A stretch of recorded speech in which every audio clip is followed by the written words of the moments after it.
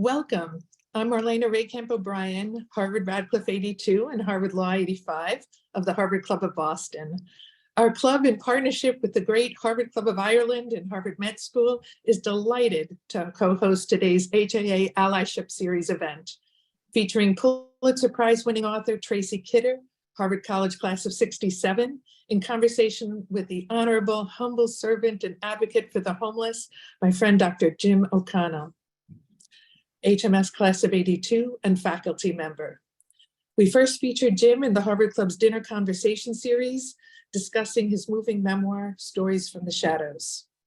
Let's begin with our Harvard Club land acknowledgement. The club is located on the traditional and ancestral land of the Massachusetts, the original inhabitants of what is now known as Boston. We pay respect to the people of the Massachusetts tribe, past and present, and honor the land, which remains sacred to the Massachusetts people. Today's event is scheduled for 60 minutes. Over 200 of us have come together for this event. We'll offer intros, and then Tracy and Jim will converse about Tracy's fascinating book, Rough Sleepers.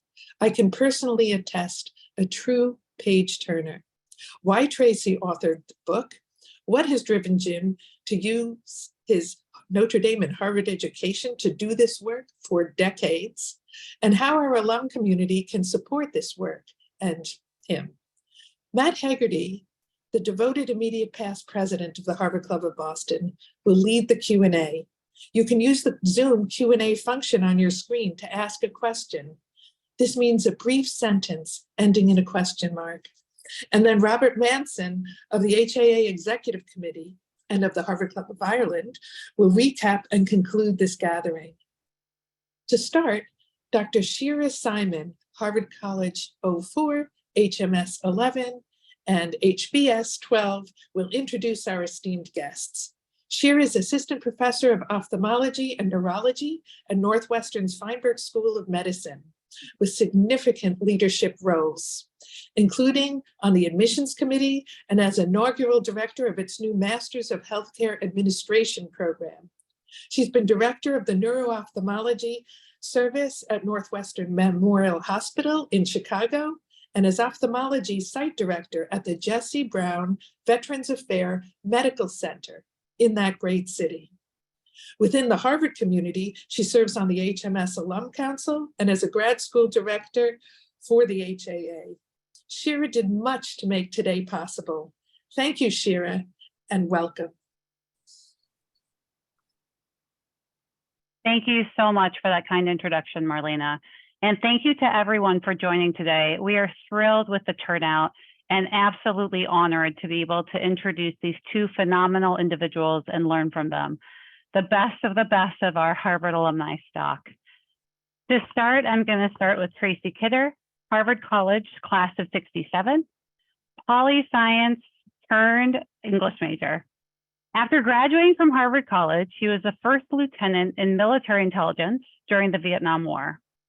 After serving in the military, this East Coaster ventured out to Iowa City, Iowa, where he obtained his MFA from the Iowa Writers Workshop in 1974. As a native Iowan myself, I can attest to the fact that this is an extremely prestigious program, and he is truly one of the most esteemed graduates from this program.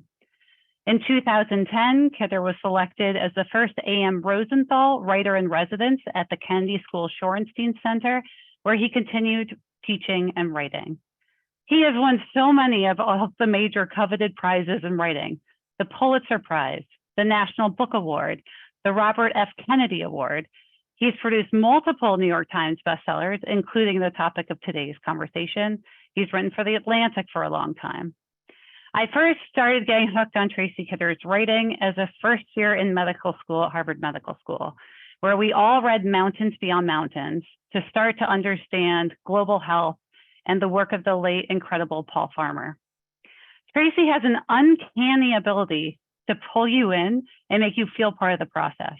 You're left inspired to help aspire to be like those heroes of whom he writes. Next, I'd like to move to Dr. Jim O'Connell.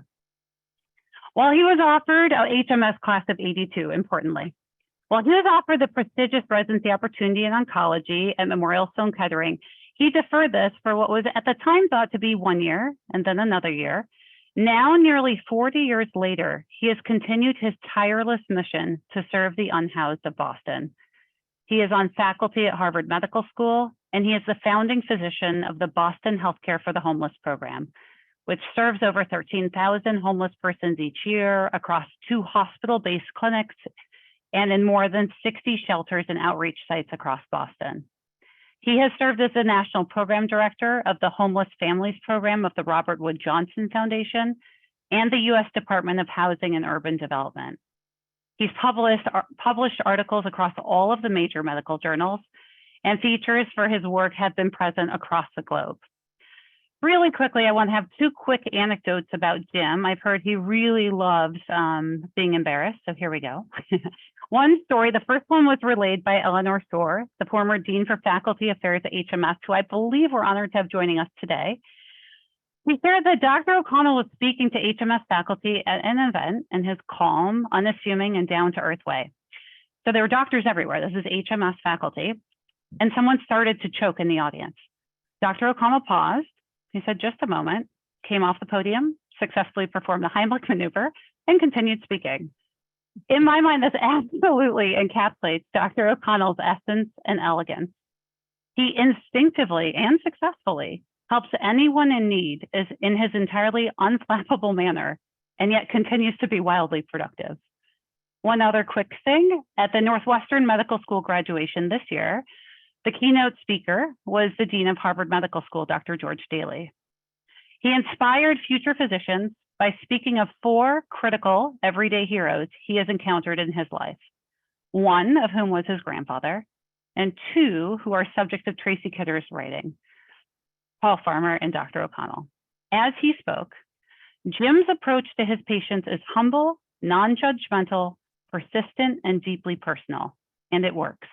Under Jim's leadership, the Boston Healthcare for the Homeless program has become a paragon of success nationally, a beacon of pride for the city of Boston, and the subject of Tracy Kidder's newest book, Rough Sleepers. I highly recommend it. I couldn't agree more. To launch into conversation, I'd like to ask our guest speakers to talk about the process of making this book and how it felt to both be the subject and the writer, and perhaps something that you found interesting or surprising about the process or the feedback you've received since the book release.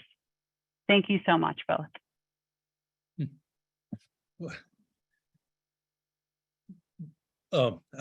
Where to begin?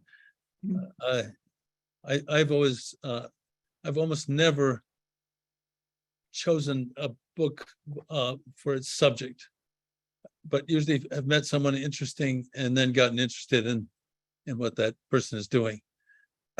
And I happened to go out on I actually tell the story in my book, sort of. I went out on a ride on what's called the outreach van that goes out. 2 of them go out every night of the year in Boston to look for rough sleepers, people sleeping outside.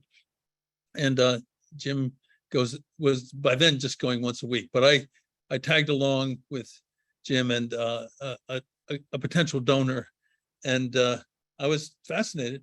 I was moved, and I was puzzled. I think what I was really moved most by was the warmth of the relationships between Harvard-educated doctor and his homeless patients. Really quite potent. It's always nice to see that. So, and then, one thing led to another. I went back for another ride, and I just thought I'd really like to try to write about this. It was a world hidden in plain sight, and one that I had ignored. It's pretty much that simple, I guess, but not from Jim's point of view. I don't think it's that simple. Oh, and Tracy, thank you. And I just wanted to say thank you to everybody for having us, because this is such a treat. And to share it, thank you for telling those embarrassing stories. But you guys can imagine, we've lived in what Barbara McGinnis, who's a nurse who taught me basically everything I know. After I finished residency, she retaught me medicine. But one of the things she used to tell us that we could always do a job as long as we're willing to embrace being obscure. She used to call it blessed obscurity. So you can imagine we panicked a little bit when Tracy Kidder, who was our hero, all of us had read Mountains Beyond Mountains. Many of us had changed our lives after reading that book. And when Tracy showed some interest in being on the van, we panicked. One, because at first I thought, man, this is so boring compared to what Paul Farmer used to do. We, we're pretty much in the inner city of Boston, not out in the world. And then the other one was, how do you have somebody come into what is otherwise a relatively intimate dance that happens between the clinicians and the people on the street? And so I think that was our initial sort of double concern, but it took about after we talked it over with actually many of the homeless people we serve, as well as, our board at Healthcare for Homeless, we figured that we couldn't say no to Tracy after all of us had read so many books. So Tracy came and took about a week before we forgot he was even there. And so we spent the next 5 years with his wonderful added teammate who was learning more about many of our patients than any of us knew. I don't know, that's excessive. But it was a fascinating time for me. It wasn't a straight, solid 5 years. There were a couple of years in there that were pretty much every day, every night. And then other times around it, with bookended by the pandemic, when I had to stop coming, and Jim did too. I think for approximately the same reason. I had autoimmune illness, and so we talked through the pandemic. It's been the response to my book has been pretty nice. It's funny, once I finish a book, it doesn't feel like it's really belongs to me so much anymore. It's fair game. But I would say, thinking about the relation between Paul Farmer and Jim, Jim tells this story. Jim, is it all right if I tell it instead of you? He and We're Paul, among friends, Tracy. They'll all know. well, they were friends. Jim and Paul were friends. Jim's older, but they would be on panels like occasionally, and Paul would rag Jim by saying, "Poor Jimmy never got more than a mile away from where he went to medical school." And then but at some point he would add, he deals with just about the same stuff that I deal with in Rwanda and Haiti and throughout sub-Saharan Africa, in Peru, the slums of Lima. Basically, in here working in this citadel of medicine in the shadows of these great medical institutions, you have this horrendous, for lack of a better term, third world inside the top of the first world. It is pretty appalling to think that. Though I would add that one of the wonderful things that I witnessed was how much suffering was being alleviated by good medicine, probably better medicine than most Bostonians receive. That is the medicine that Boston Healthcare for the Homeless was providing to its roughly 11,000 patients each year. I don't know. I haven't had, Jim's had a lot more direct reaction to this book than I have. I think. Haven't you?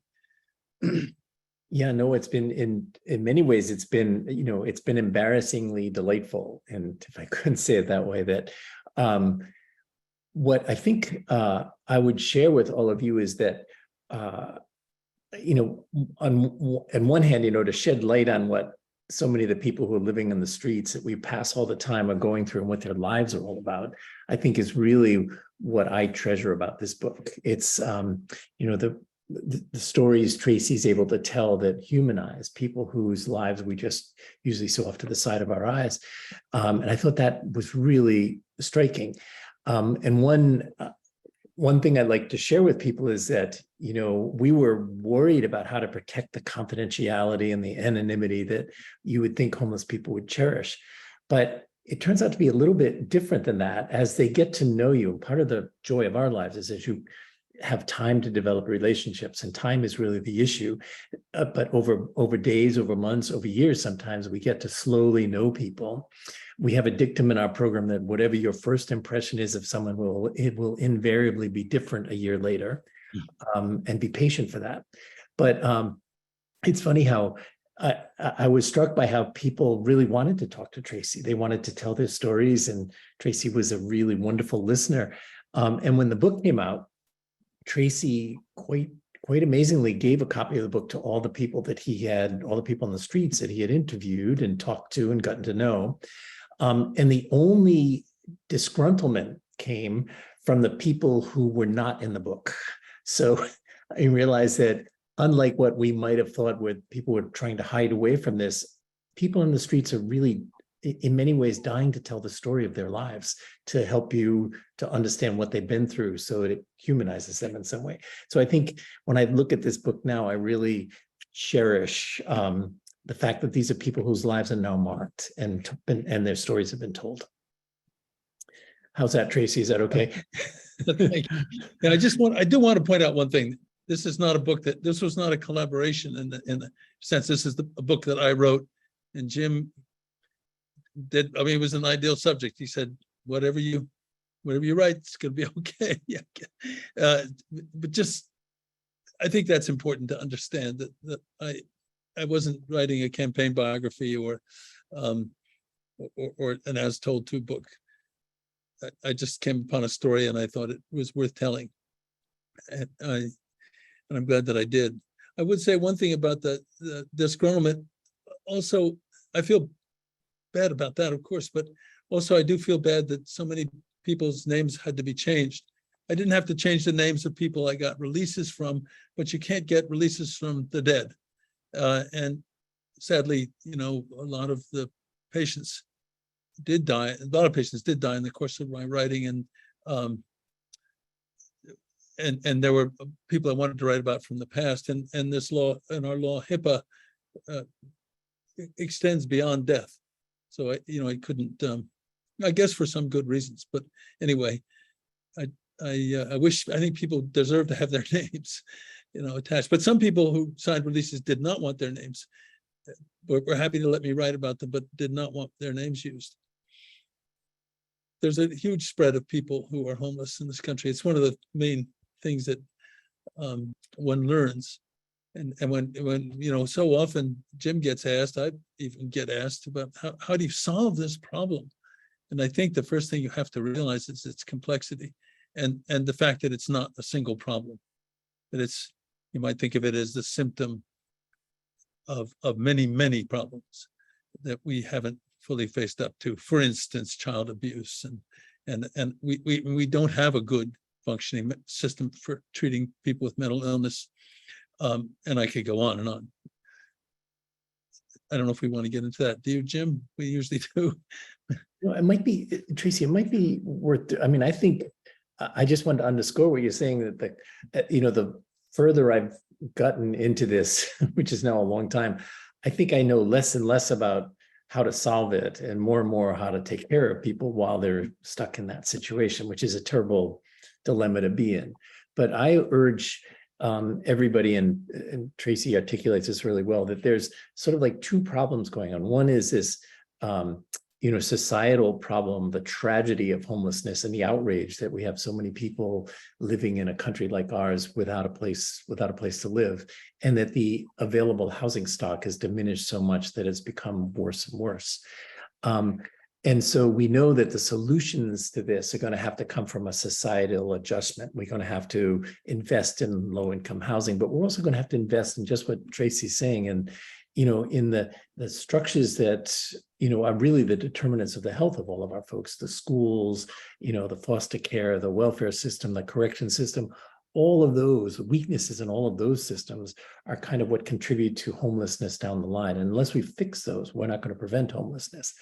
Yet at the same time, we are, when I think of us out on the streets and in our program in the shelters, we're trying to take care of people who are really, have been through all sorts of things, and through mostly structural failures, are now homeless, and we're trying to take care of them. And when you try to take care of them, you can't let yourself be sort of discouraged by the fact that we're not solving at the societal level. And that's I've learned over time, for all of us in our program, that becomes because of an existential struggle. You're working upstream, but you're trying to take care of the person in front of you as best you can. And as Tracy pointed out, it's It's all about how do you strike up a relationship with them, know that you will be there, that you will trust them, that you'll be their doctor through thick and thin, goodness and badness, and then try to alleviate as much suffering as you can do. Now, I stand back, and I think that's what Tracy was getting at and saying, is that really solving the problem? And the answer to that is probably not solving the problem as a whole. And I turn to society and say, you've got to do that. But we're doing our best to take care of people. And as you can all imagine, we internally, we struggle with that all the time. And I can just leave it at that. But I think Tracy captured that dilemma in the book really well. It's really important, of course, taking care of people. Again, obviously, medicine alone can't solve this problem. It can alleviate an enormous amount of suffering, and your program has done that. I saw it for many, many people. In fact, and I think I said just briefly that the patients of the Boston Healthcare for the Homeless program, I think, receive better medical care than most other Bostonians. And I think that's something worth looking at, thinking about the general way in which medicine is trending these days, where you have private equity firms getting involved and, in my view, wrecking things. We have this whole now corporate notion about treating people, that you can have only 10 minutes to do it, or 15. You can't do that, of course, with homeless people. You wouldn't have any patients. But we ought to think about applying some of those principles, some of the principles that this program follows, to medicine more generally, or reapplying them. One of them is continuity of care. If you're out there in the general public, and you're not homeless, you have a good chance of never seeing the same doctor twice. That will not happen in the Boston Healthcare for the Homeless program. So I just want to put in a word for that. I think that one ought to look at this program. The people who have influence ought to look at this and see if there aren't ways in which what makes those patients especially happy might not be transferable to our larger systems. And I might add on that, Tracy, something that that Paul used to emphasize a lot too, is that if you look at this, if you step back and say, here's a pretty excluded population wandering around our seats, right in the shadows of the institutions you said, then in our goal is to make sure they receive the absolute best medical and psychiatric and other care, oral health care that you can possibly do. And then when you recognize how large the burden of co-occurring medical and psychiatric and substance disorders are in this population, you realize that you can only provide good care is if you have continuity from way out in the streets, like when we're on the van, or in the shelters where homeless people can see their doctors and nurses really easily. But you have to also be part of the hospitals in our case, in the Harvard system. And I remember Paul used to emphasize that all the time about Haiti. He would always mention that when he went to Haiti, he always brought Harvard with him. It was not isolated from the mainstream. And I'm sure he was doing that to make sure those of us at Harvard felt we had to belong to it. He literally bring Harvard with him sometimes, Jim. It's true. Many of the doctors. Right. I'm sorry. But I thought, just to share with people, like, for example, the leading cause of death of the people living on the streets of Boston, and which may be changing a little bit, the opioid overdose now, but it has been cancer, and then heart disease and lung disease. So when we start to take care of our people, we need specialty care. We need to be able to get the imaging that hospitals have and be able to provide them with the same kind of care any of us would want. And frequently that involves bringing the mainstream of the healthcare system to bear. So one challenge for us, and one of the things we've been stridently trying to do, is make sure we're not seen as separate from the hospital, but really very much a part of Harvard. And we have, for years been blessed by Mass General Hospital, Boston Medical Center, and actually the whole Harvard medical community has stayed very much a part of our program. And that's been not only a blessing, but really an essential part of the care we deliver. So I wanted to just salute all of you who are out there as saying that, your involvement in the care of people like this is really, really critical. Right. Shira, any ideas where you want us to go from here? It's true. I know that you guys have done a fantastic job. Tracy, the thing that you brought up about how do we translate this to other systems, not just for unhoused individuals, but I'm also thinking just in everyday practice of medicine, it's so disconcerting how everything is becoming sort of automated and impersonal. And the fact that Dr. O'Connell, you're able to spend time with patients and you're able to give them that attention. And I loved your, you have come in with, it was a pre-bias, I have it written down. I'm so sorry, the pre-admiration. I love that phrase of how you come in just assuming you're going to love them and you try to eliminate any preconceived notions or biases beforehand. I think so many of these tenets are applicable across medicine and probably life in general. But I'd love to hear your guys' thoughts on, how could we translate this elsewhere? And I know we have time constraints and one of your comments, Dr. O'Connell's medicine is not efficient. It's not supposed to be efficient. That's not why medicine was created. But how do we replicate this across other systems, other fields? No pressure.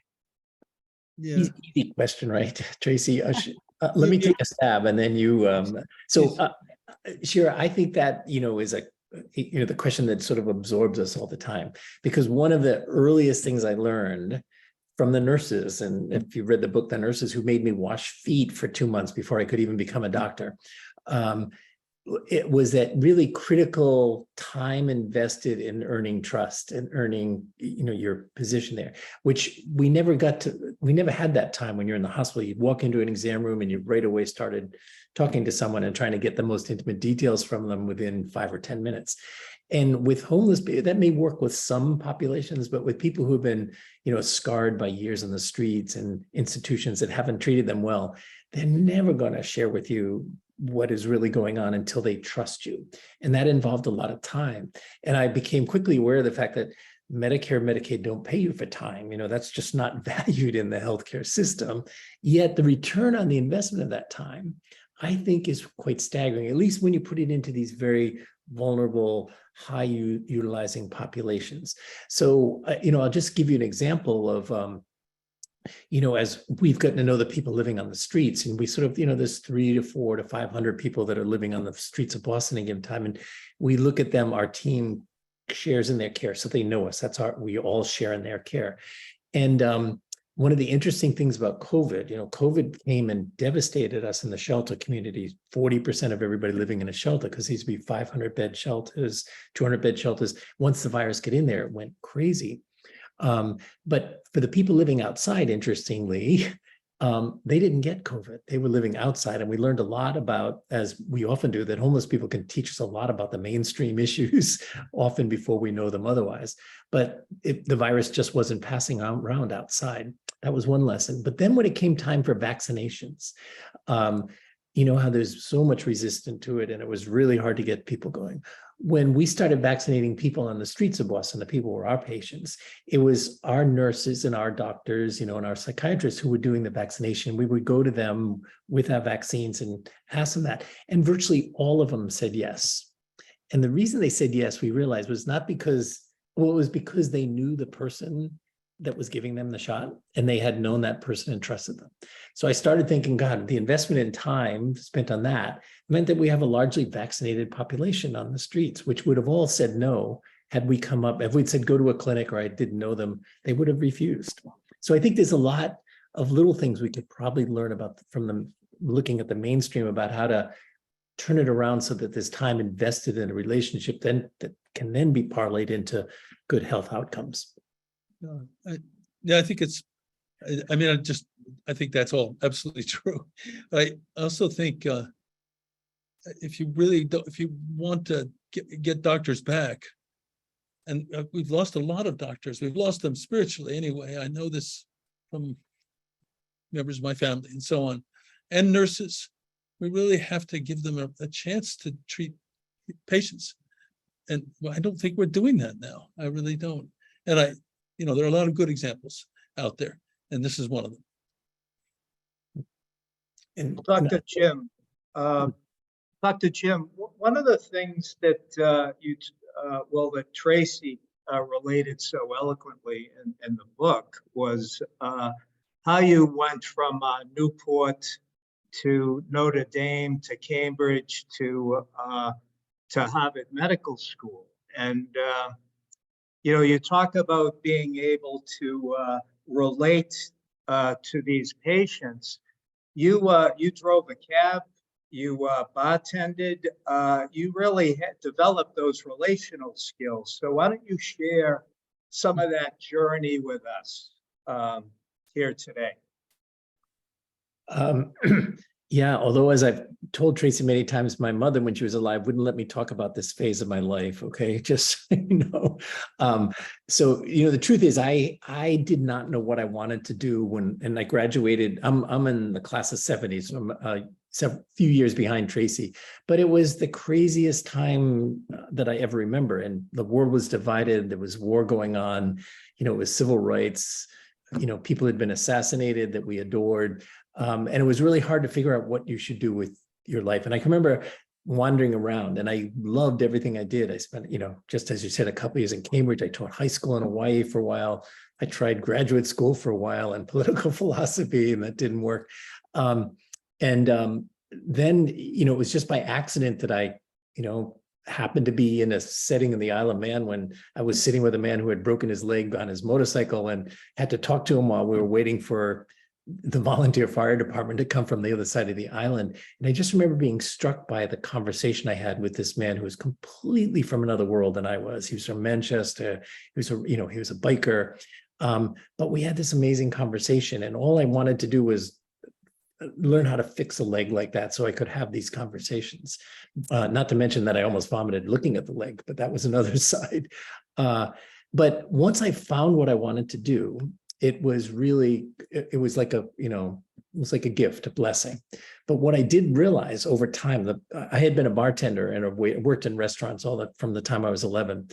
And bartending became the thing that I realized probably gave me the patience and kind of the interest. Because as I've told Tracy many times, you're stuck behind a bar for your shift. It's 8 hours. Somebody's going to sit there and talk to you maybe for all 8 of those hours. And if you don't enjoy and listen to what's going on, it can be a very long and intolerable shift. And after a while, you realize it's delightful. It's a great time to be there. And I think those listening skills that I didn't really mean to get, but got by just being stuck behind the bar, became probably one of the more important skills I learned for this job. And then the other thing, I have an older sister who's a nurse, and I learned to listen to nurses. That was the other humbling experience. Let me take that on a little farther with Jim. He'd done very well in some of those. I mean, when he studied philosophy, Hannah Arendt chose him to be one of her teaching assistants. So, I guess what I really wanted to address was this question of the sainthood. With your indulgence, Jim, Paul Farmer and Jim both were often accused of being saints, and Paul rather liked it. And Jim hates it. I think Jim's got the better attitude toward it, because it tends to say, you don't really have to. We can stand back and admire this example. We don't have to take it too seriously as something we might get involved in, or something of that sort. But I just wanted to point out why it doesn't really apply, because I think when we think about sainthood, we think of a sort of downturned mouth, secular sainthood or religious, downturned mouth and a kind of terrible amount of sacrifice. What I sense from Jim is that here, he spent a long time trying to find out what he wanted to do. And when he found it, he really, really wanted to do it. He did it really well. He did very well at Harvard Medical School. He wouldn't have gotten a residency at Mass General, which is a very good residency. And if he hadn't done really well there, he wouldn't have been given this fellowship at Sloan Kettering, which he never took. And then he was conscripted. It's true, he didn't want to take this job helping to create a healthcare for the homeless people of Boston, but he did, because he didn't see how he could refuse. And in the end, he ended up having this long, long career treating people in his city who needed his services more than anybody else in that city needed them. And, these services, these skills that he had developed over the years, both in working really hard in medical school and really, really hard as a bartender. And he was, he was getting paid for it. Well, minimally to start with. It really, and the excuse me, the people he was doing this for are tremendously grateful. You put all that together, it sounds like a really good job for me. To me, I wouldn't, not for me, but to me, and it doesn't take a saint to want to do that. Seems to me. Well, that brings to mind, Dr. Jim, the fact that you admitted that, you know, coming out of medical school and after your residency in 1984, 1985, you were never schooled in how to address the homeless situation. And you've created the playbook on your own as it goes. So looking at curricula today, whether it be the Feinbaum School of Medicine or Harvard Medical School, is the coursework more geared to this type of healthcare? Do we see an evolution from the mid-'80s to today? Well, you know, Matt, that's a great question. I would certainly say yes. There's a much more social justice, equity focus now that's coming from medical curricula. I think the problem has always been, though, that you've got to learn so much science and medicine during this compressed time that to put in a lot of other things is difficult and has to be a major commitment on the part of the medical school, and means you may not do as well on your boards if you don't do all the stuff that's on the boards. Yeah. So I think there's the medical schools are in a dilemma in that. What I would say, though, which, you know, and I would say this because, you know, I got to Harvard Medical School, you know, not thinking about anything that was social justice, or I was just so glad to be, you know, to be in a place where I could learn my skills and get to become a doctor, that I don't think we thought about serving different populations. We just thought about how do you get to be as good a doctor as you possibly can. And when I was finishing the reason I took this job only for a year is that there was no career path in taking this. You know, it was like, you know, it was a new homeless program, but there was no one out there taking care of homeless people who were being promoted by the medical schools and celebrated by the medical schools. So we didn't have much of a guidepost, but I would say now, you know, thanks to people like Paul and the global medicine folks, and certainly to a lot of my mentors at Harvard Medical School, including the dean Dean Daly, who Shira represent, and I can name many, many others, including Elena Shore, if she is listening. But, you know, these were people in our medical school who were inspiring us to do things, you know, outside the box. And when we did it, they supported us. So now, you know, we have 30 some doctors working sort of full-time in our program, whereas, you know, 40 years ago, we couldn't find a single doctor to work with us. So I think that's a tribute to the medical schools opening up their vision, maybe not always their curriculum, but and the residency programs allowing residents to come and work with us and the students to come and work. So that's been a huge change, and I am eternally grateful for that, because if a place like Harvard Medical School can do that, that means other people around the country are going to follow suit. And I know Shira's at Northwestern, they have a great program. Then Stanford has a great program. So the medical schools are now starting to really pay attention to the poor and excluded, not only, you know, international populations, but the ones who are local, to make it a global medicine. Thank you. And Tracy, to sort of change gears here, but it gets to the crux of how to reach these rough sleepers' hearts and minds. One of the anchor chapters of your book was about this rough sleeper named Tony, and obviously had an impact on you and Dr. Jim. Can you share your recollections of Tony and bring awareness to the people on this call? Yeah, I met him pretty early when I first came there. He was a great big guy, very fit looking, a very fast talker. He'd grown up in the North End, Boston, Italian American, excuse me. And he turned out to be extremely smart, largely uneducated. I mean, and you know, his story, as he told it to me endlessly, I was eager to receive it. went one way. You know, I remember, for instance, I mean, he had done nearly 20 years in prison, state prison, for a crime that he explained in one way that wasn't true. It was a sexual crime, but it was an attempted rape of another man, probably when Tony was really drunk, and who knows what that was really all about. But he never. I only found that out long after Tony was gone. What really was striking about him, first of all, is Jim's interest in him, which that naturally meant that I should be interested in him. But it was clear why Jim was interested in him. He was interesting.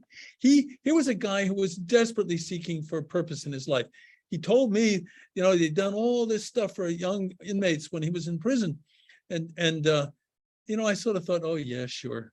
And then I found a person who had been in prison with him. And he said, no, that's all true. He was really a mensch here. I mean, in jail, he was wonderful. And then I found another who was even more emphatic about it. So I judged that was true. And it was certainly true. He was a guy who said, I don't have any family anymore. The street team, the team that Jim used to be captain of, there's my family. And what it became pretty clear, what he really wanted to do was to become part of the team, maybe informally, but he wanted to help Jim. He wanted to be kind of a lieutenant to Jim and guide him on the streets and protect him. And although Jim didn't really need protection, but he also took it upon himself to try to keep some kind of decent, just order among his fellow rough sleepers. And that meant protecting the weak. And we learned later, especially protecting the women at night, not for any romantic reasons. It was really, that became really quite moving. Later, we learned, right, very late in the association with him, he got in the car with Jim and he told him the story of how he'd been raped as a child by a priest repeatedly. Which began to explain a lot of things, I guess. And reminded you once again of what an extraordinary evil that has been, how it ruins lives, how, you know, he was ashamed of it. It's the kind of crime that gets perpetrated against a kid and leaves the kid ashamed for having been abused. It's the ironies are, you know, manifold and horrifying. Anyway, I thought he was a wonderful guy. I just one further thing about him. He loved art, he said. I learned this from him. He said, I love art, you know. So I said, well, let's go to the Museum of Fine Arts. He'd grown up in Boston, but he'd never been even close to it. So I went there. My wife's an artist and she knows a lot about art history. And she took him through the museum, basically. And it was astonishing. At first, he was saying, you know, a kid could do this. And then he got really, he was such a great student. He was an astonishing student. And at one point, after Jim had joined us, he made this observation about, I won't go into the whole details, but he made an observation that really only a trained art critic could possibly have made. And so we all said, hey, you know, Tony, you must have studied art. He said, yeah, I didn't study art. He said, you know, I'm Italian. You know, I grew up with pictures of the Colosseum and the David and so on and so forth. So anyway, he was and at the end of that, after he left, Jim said to me, I just can't help thinking what he could have been. Yeah. That's often the case when you're dealing with these people who have been. Well, as you said at the onset, these rough sleepers, they have so many issues besides the fact that they don't have a roof over their head. And many of them have these demons to be haunted by. And a couple of the questions from the audience specifically focus on, you know, mental health. So for example, you know, what are your thoughts on how to provide true health equity, given that the PCP and mental health specialists today are in such short supply?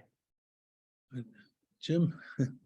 I don't know. Yeah, no, that's a poignant and haunting question for me, because the answer is yes, they are in great short supply, and the supply that we do have doesn't usually come down, filter down to the people that are out in the streets or excluded, who perhaps have the highest percentage of people living with severe and persistent mental illness. So there's a real mismatch in that.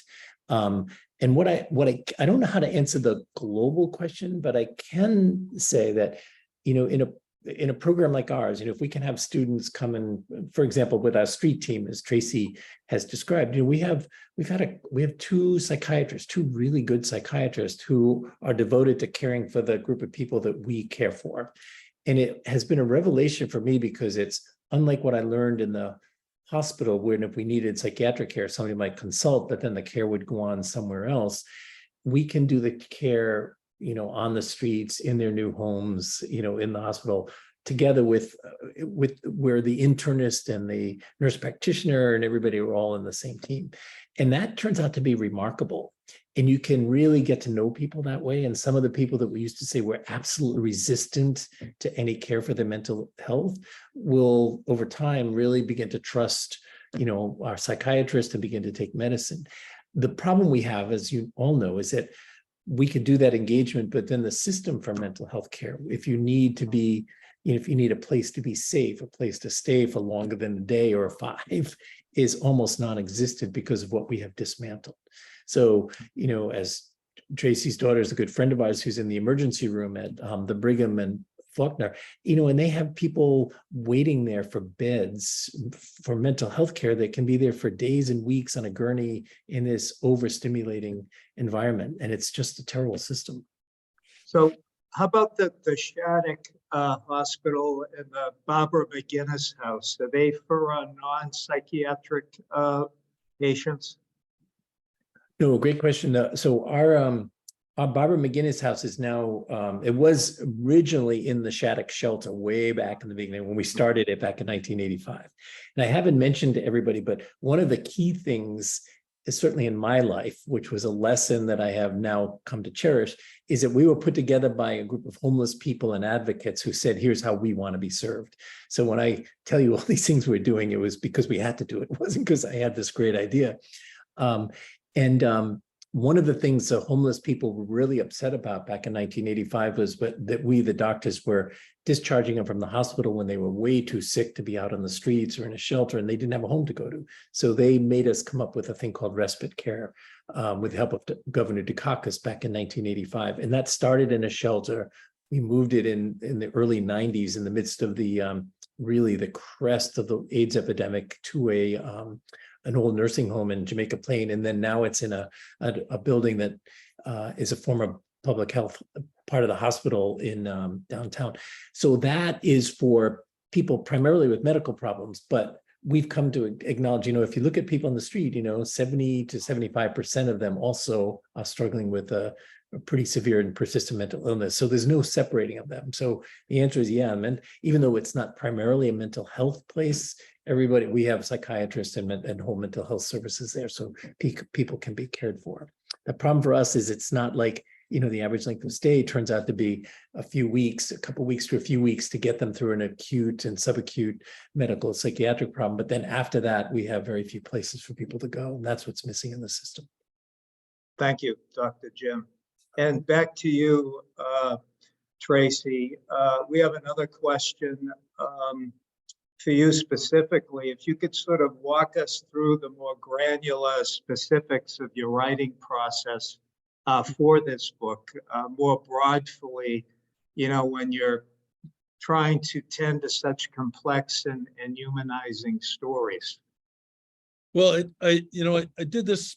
I've done this now for quite a few years. Geez, I almost don't want to count them, partly because my arithmetic's bad. But generally I do research and then I write. But the two, it doesn't neatly divide, and in this case, it certainly didn't. I started doing research, and I decided I better try to write up a proposal, a little piece of the story. I've done that before, partly because I think publishers like it. It's a way of saying, hey, see if you like the beginning of this story, and then if you do like it, you want to find out what happens, you're gonna have to pay me. but the other part of it, more important really, is that it's one way of trying to figure out whether you really feel you can make a good book out of this. You know, some things just aren't for a particular writer or literogenic, you know. But anyway, did this working pretty hard with an editor for, and I sort of had to carry on myself. But I you know, I was following him pretty closely. I was following his advice closely. That he had left behind, and one of those things was to spend at least one winter intensely there with the street team. And I did do that, and he wanted me to give you the sense of a book that had a large, you know, to give you at least a sense of the size of Jim's of these patient panels. You can't in a book write about everyone you've met, because for one thing, you just get lost in the names, you know. So there's always artifice involved in this. It's hard for me to explain how, you know, I turn all this research into a piece of writing. I basically, I get the research pretty well done. I get notes in good shape, and at some point I just start to write. And I don't take too many notes. I make a list of things that I think ought to be there. And I've said this before, but I write fast to prevent remorse for having written badly. And then I go back and I start writing again and again. And it's like, you know, it's a little bit like that awful game golf, you know, which is successive approximations, you know, how do you getting closer and closer to the hole, not necessarily in few strokes. Well, I rewrite I rewrite 10 times or something, you know. well, what you did is you captured the humanity of not only the caregivers, Dr. Jim and his staff, but more importantly, the humanity of these rough sleepers, people, any of us who are in Boston, we encounter them every day, and I'll never look upon them the way I have in the past.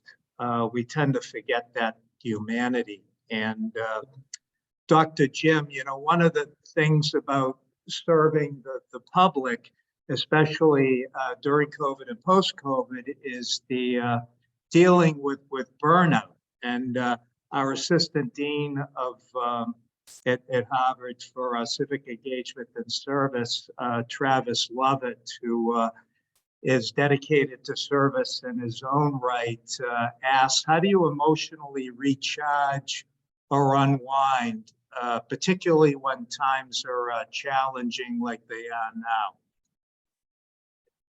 You know, another great and poignant question or point.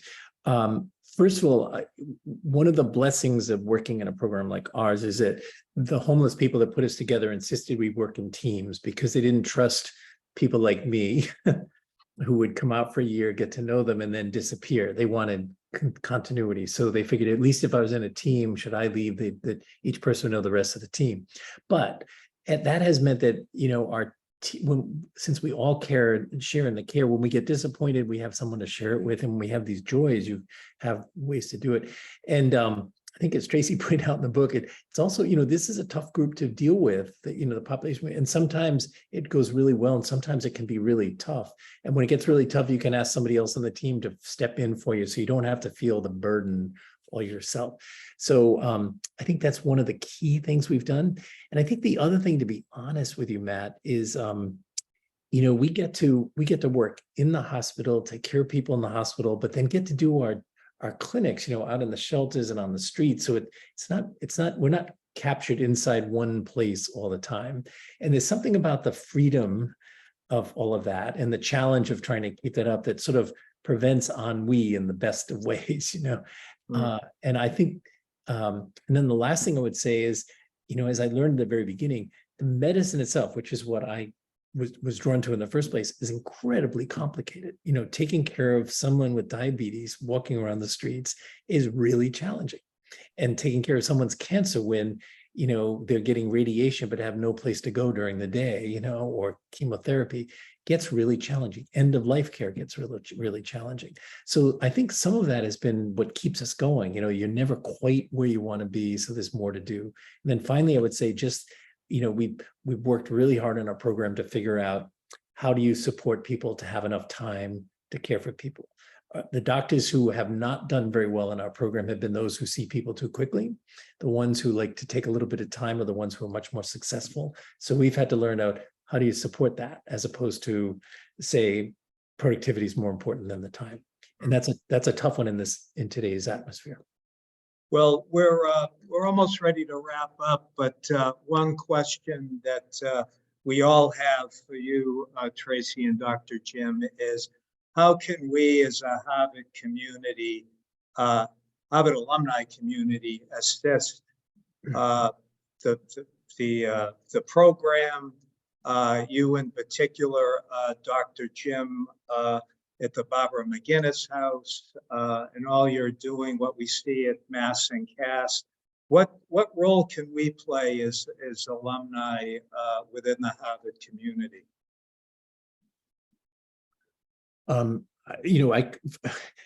First of all, I want to underscore again what I said before.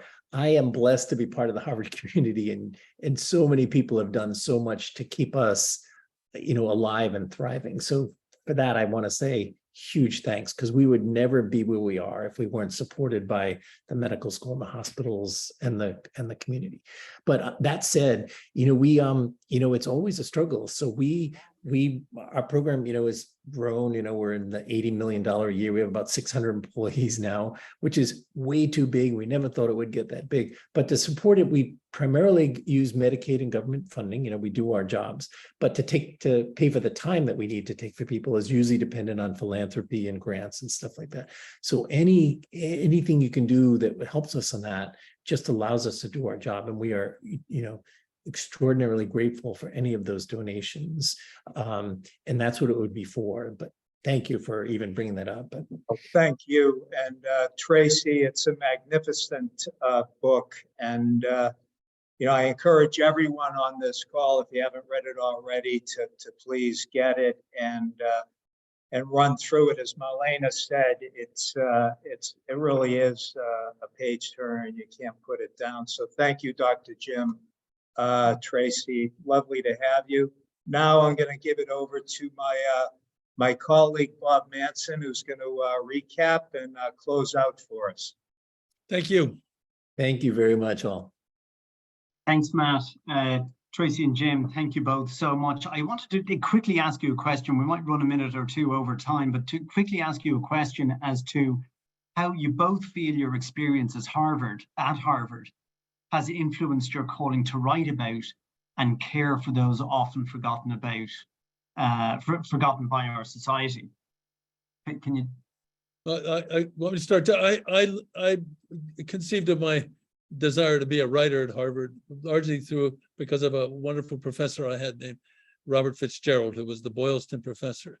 I wasn't, to be honest, stirred to write about homeless people or the poor in Africa by much of anything at Harvard, except that it was a good education. And what do you really want from a good education is some of the equipment that allows you to go and discover the world. And a lot of the world I've discovered is full of injustice and some wonderful people. It's really almost that simple. But I'm grateful for that Robert Fitzgerald stuff. That was great. Yeah. Jim? Yeah, and unfortunately, I didn't get the chance to be at Harvard as an undergraduate, but in medical school, I can certainly tell you I went there not thinking I was, going to do anything like this. I didn't know anything about homelessness, but I ran into a bunch of really wonderful mentors at the medical school, including Dr. Dan Fetterman, if any of you knew Dan Fetterman, and Dr. Ron Arkey, who's still around, Dr. Shore, Eleanor Shore, and her husband, Miles, a bunch of people who had been really focused on how do you bring the best of care to the poorest of the poor. And I was stunned to have that world open up to me at the medical school. And I think through my entire career, I've had the support of all of really the leadership of the medical school and some of my real heroes. So I attribute certainly the fact that I've been able to been able to stay in this job all this time to the fact that we've had the support of people like all of you. Thanks, Jim. Well, I'm just going to share my screen with you for a quick second. This is not our first event focusing on the topic of homelessness. We did have an event back in December of 2021 called Breaking the Cycle of Homelessness. And the person who features in that photograph is a guy called Sean Grady. Sean was a friend of mine. I met him when the two of us were interns at Senator Kennedy's office in Washington, D.C. back in 1991. Sean went on to join the Peace Corps. He's a son of Natick. He joined the Peace Corps. He spent a number of years working with the poorest of the poor in Mali in West Africa. He came back to Boston, and he actually suffered a brain injury in a motorcycle accident while he was in the Peace Corps, but he came back to Boston and struggled for years with addiction, and ended up living homeless. And as you can see from the obituary there, he died in September of 2020. I just wanted to mention Sean because we dedicated that event to him. He was a friend of mine, and the connection with the book, Tracy, that you've written is, homelessness can affect anybody. It's not something that, we think about sometimes homelessness in abstract terms, and we think of a certain stereotype of a person living homeless, but it can happen to anybody. And it happened to Sean. And what your book does is illustrate that. It's real people and real stories. And it also makes the point as well that, homelessness is just not just an economic problem. It's just not one single problem, that it is a multi-layered problem and requires, multi-layered thinking for, to provide adequate solutions for it. That event featured, by the way, a number of organizations: the Phillips Brooks House Association, Y2Y Network, which is a Harvard Square organization, Break Time, and of course, Boston Healthcare for the Homeless. In closing, I would just like to thank everybody who's on this panel. Tracy, thanks for writing the book. There was a story to be told there, so thank you for picking up your pen and writing that book. Jim, I'm reminded of you. The anthropologist Margaret Mead was just once asked the question of how can you tell when a society or the origins of civilization in a society, and she used the example of seeing a broken femur repaired. So if somebody had broken their leg, thousands and thousands of years ago, you weren't able to run, you had to be cared for, and somebody cared for you and healed you, otherwise you died. So that story that you told of sitting on the roadside in the Isle of Man with your the victim of the motorcycle accident, I'll always think of you when I hear that story told about Margaret Mead. Julie, what's that? I didn't know that story. Thank you. Yeah. But to Julie, to Matt, Marlene, Carolyn, Becky, Christy, and especially Shira and the Harvard Medical School Alumni Association, thank you all for putting this event together. Our next Allyship event will take place in October, and it will focus on Indigenous peoples. But thanks everybody for joining us today, and enjoy the rest of your day. Thank you. Thank you. Thank you so much. Bye.